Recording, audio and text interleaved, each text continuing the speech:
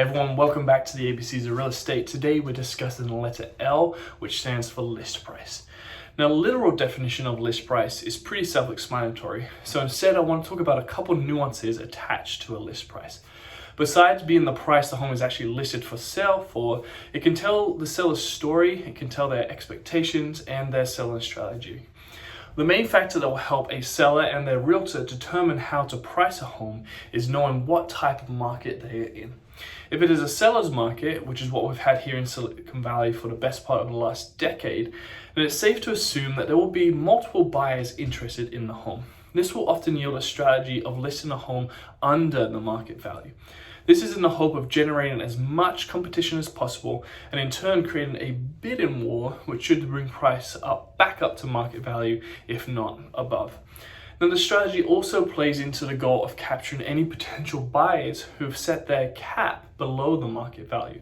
For example, say the home is listed for over $1 million, just over $1 million, and a buyer set their cap at $1 million and below, they're not going to see that home if it's listed above $1 million. So we'll hopefully get more eyes on the property and may lead to someone pushing their budget to get the home if they fall in love with it. Someone who may not have seen the home if it was listed higher. Now, in some extreme cases, I've seen huge price reductions, such as a $2 million home being listed for $1 million. This is to incite a literal bidding war. Whenever this happens, I also receive several calls and have to say that yes, the price is too good to be true. And in most cases, the home ends up selling closer to the original list price.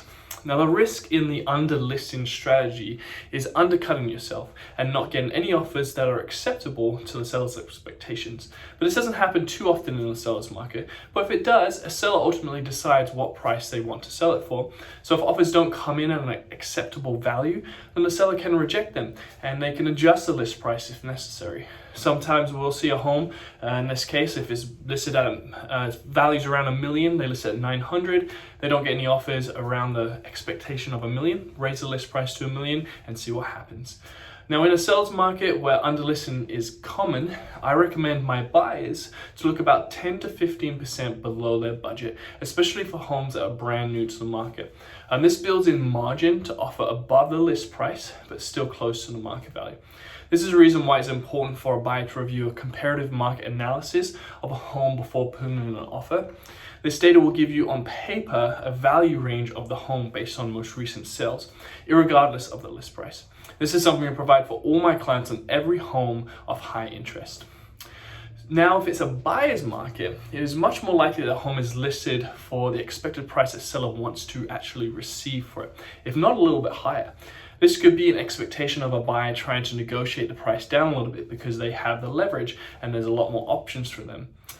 It is very important not to undercut your value as a seller in a buyer's market by listing too low too early. Make adjustments and price concessions later on in the process, such as during negotiations or with a price reduction after some time. This leaves as much on the table as possible to work with during negotiations. So those are two nuances of a list price that really do help shape how offers come in and where a home actually does sell for. Often the list price will be completely different to actual sales price. Sometimes they're the same, but it's very organic and every single home is different.